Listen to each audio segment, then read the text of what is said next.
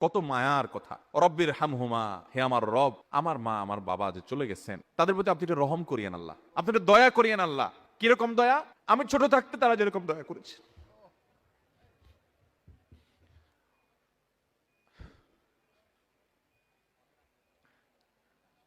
আমাদের বাবা মা বাচ্চাদের প্রতি কতটা মায়া করেন, যারা সন্তানের বাবা হয়েছেন তারা সবাই টের পান।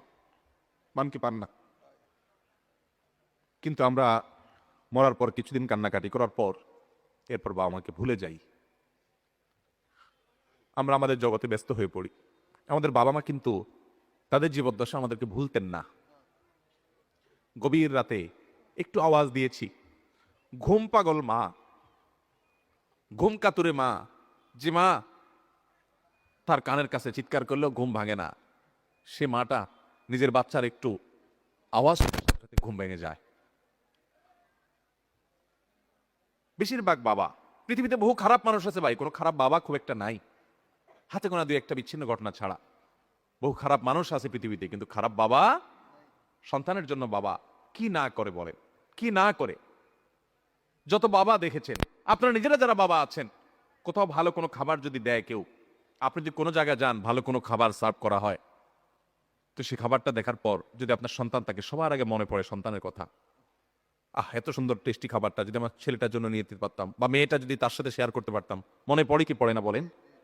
কিন্তু আমরা বেশিরভাগ মানুষ বড় অত্যাচারী, বড় অবিচারী। আমাদের মা বাবা জীবদ্দশায় তো তাদের প্রতি আমরা হক আদায় করতে পারিই না, মৃত্যুর পরও তাদের জন্য আমাদের হক আদায় করা হয় না। ভাইরা আমার, বাবা মার জন্য দেখেন কি দোয়া আল্লাহ শিক্ষা দিয়েছেন, রব্বির হামহুমা কামা রব্বায়ানি সগীরা। আল্লাহ, আমাকে ছোটবেলায় আমার মা যে মায়া করেছেন, আল্লাহ আব্বা জান যে মায়া করেছেন, যে স্নেহ করেছেন, নিজের শরীরের চামড়া দিয়ে যদি জুতা বানিয়ে দেওয়া হয়,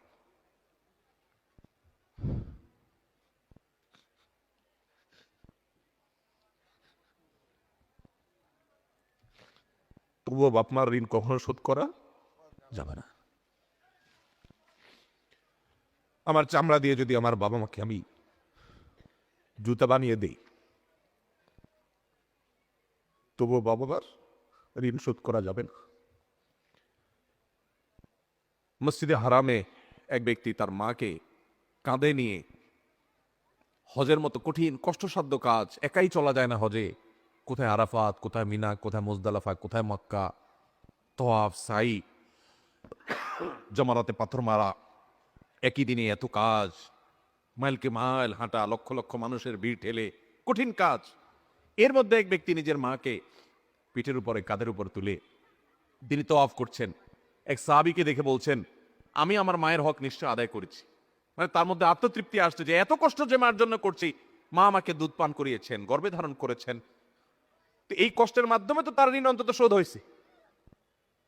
ওই সাহাবী বললেন, না, হয় নাই। এটা সম্ভব না যে তুমি মার ঋণকে এভাবে তুমি কাঁধে নিয়ে 2, 4, 5 দিন 10 দিন কষ্ট করলে আর তার ঋণ শোধ হয়ে যাবে, সম্ভব না। আব্দুল ইবনে আব্বাস রাদিয়াল্লাহু তাআলা আনহু বলেছেন যে তুমি বাবার সামনে এরকম জামা ঝাড়া দিয়েছো যা ধুলা পরিষ্কারের জন্য, সামনে তোমার বাবা বসা ছিলেন, তুমি বেয়াদব। কারণ পৃথিবীর আল্লাহ রসুলের পর সবচেয়ে বেশি তোমার শ্রদ্ধা পাওয়ার উপযুক্ত তোমার মা এবং বাবা।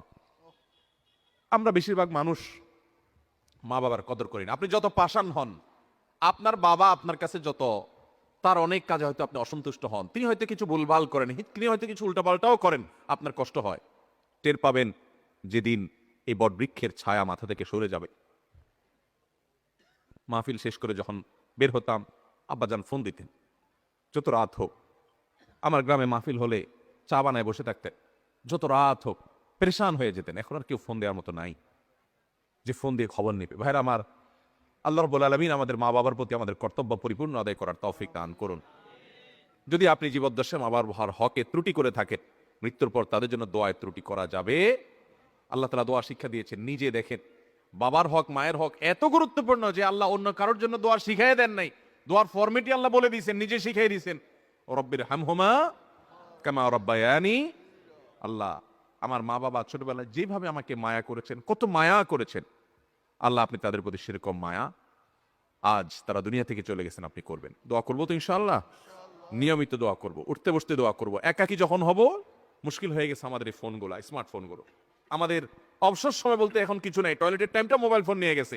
আমরা ওয়েটিং এ থাকি, আমরা মোবাইলে ব্যস্ত, আমরা সোশ্যাল মিডিয়ার বিভিন্ন অ্যাপে আমরা আসক্ত, এডিক্টেড। আমাদের দোয়ার কোনো সময় নেই। আল্লাহ রাব্বুল আলামিন আমাদেরকে মা বাবার জন্য দোয়া করার তৌফিক দান করুন, মুর্দাদের জন্য দোয়া করার তৌফিক দান করুন। তাহলে যেটা বলছিলাম, মানুষের মৃত্যুর পর মৃত্যু মানুষের জন্য জীবিতরা সবচেয়ে বেশি যে করণীয়টা তাদের, সেটা হল দোয়া। বেশি বেশি দোয়া, উঠতে বসতে চলতে ফিরতে শুইতে খাইতে, এমনকি অজু অবস্থায়, বিনা অজু অবস্থায় হাত তুলে, হাত তোলা ছাড়া একাকি যখন আছেন, মনে মনে আল্লাহর সাথে কথা বলা শুরু করবেন। আল্লাহ, আমার এই প্রিয় মানুষটা দুনিয়া থেকে গেলেন, আমার এই আপন মানুষটা চলে গেছেন, আল্লাহ আপনি ছাড়া তার কেউ নাই, আল্লাহ আপনি তার প্রতি রহম করেন। মন খুলে দোয়া করব।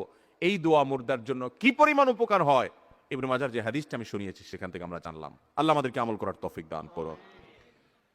মৃত ব্যক্তির জন্য আর কি করতে পারি আমরা, আমি দীর্ঘ আলোচনা যাব না কারণ অনেক সময় হয়ে গেছে। মৃত ব্যক্তির জন্য আমরা আরো যা করতে পারি সেটা হলো সাদাকা, দান, তার তরফ থেকে দান করতে পারি। এটা অনেক বেশি উপকারী তার জন্য।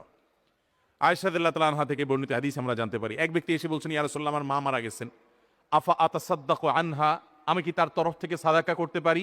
নবীজি সাল্লাল্লাহু আলাইহি ওয়াসাল্লাম তখন বলেছেন, নাম, হ্যাঁ, তুমি তোমার বাবা, তোমার মায়ের তরফ থেকে তুমি সাদাকা করতে পারো। এক সাহাবী তার মায়ের তরফ থেকে না বাবার তরফ থেকে যেন একটা কুয়ার পানি, তখন পানি পান করা মরুভূমিতে, এখনো এটা অনেক বড় একটা ব্যাপার, কাউকে পানি পান করানো, পানি পাওয়া যায় না যেখানে সেখানে, তিনি গোটা কুয়া দান করে দিয়েছেন যে মানুষ পানি পান করুক আল্লাহর জন্য, সওয়াব যুক্ত হোক আমার মায়ের আমল নামায়। এই জন্য আমাদের মৃত আত্মীয় স্বজনদের জন্য আমাদের দোয়ার পরে সবচেয়ে বড় এবং মূল করণীয় হলো দোয়া। এর পাশাপাশি আমাদের যে কাজটি করা উচিত এবং এটা তাদের উপকারে আসবে, সেটা হলো তাদের জন্য সাদাকা করা, ভাই। এবং এই সাদাকায় নাম ফুটানের নিয়ত করবেন না। মসজিদে 10 ব্যাগ সিমেন্ট দিচ্ছেন আর 5 বার নাম লেখা লিখে দিচ্ছেন যেন আপনার নাম ঘোষণা হয়, তাহলে সেটা সওয়াবের আশা আপনি রাখিয়েন না। আপনি দান করবেন কার কাছ থেকে? সওয়াবের আশায়। ওই মসজিদের লোকজন জানবে, কমিটির লোকজন জানবে, মুসল্লিরা জানবে, মাহফিলের 10,000 টাকা দিয়া হুজুরকে দিয়া ঘোষণা করে মারহাবা নিয়েছেন, সবাই জানলো, এসব নিয়ত যদি থাকে তাহলে সেক্ষেত্রে এটা সওয়াব তো পাবেনই না, বরং লৌকিকতার কারণে, শিরকে আসগার, রিয়ার কারণে শিরকে আসগার গুনাহ হতে পারে। এই জন্য ভাইরা, আমাদের মৃত ব্যক্তিদের জন্য আমরা দান সাদাকা করব। দান করে মানে এই না যে আপনাকে লাখ লাখ কোটি কোটি টাকা দান করতে হবে। আপনি গরিব মানুষ, আপনি 10 টাকা দেন, 5 টাকা দেন, আপনি অল্প টাকা দেন। দানের সময় নিয়ত করবেন, আল্লাহ এই মসজিদে আমি 10 টাকা দিচ্ছি, মাদ্রাসা 10 টাকা দিচ্ছি, একটা কালভার্ট বানিয়ে দিচ্ছি, একটা গরিবকে একটা সেলা মেশিন কিনে দিচ্ছি যার সেলা মেশিনের দ্বারা উপার্জন হতে পারে, একজনকে একটা রিক্সা কিনে দিচ্ছি যার রিক্সা ভাড়া চলে, তাকে মালিক বানিয়ে দিলাম।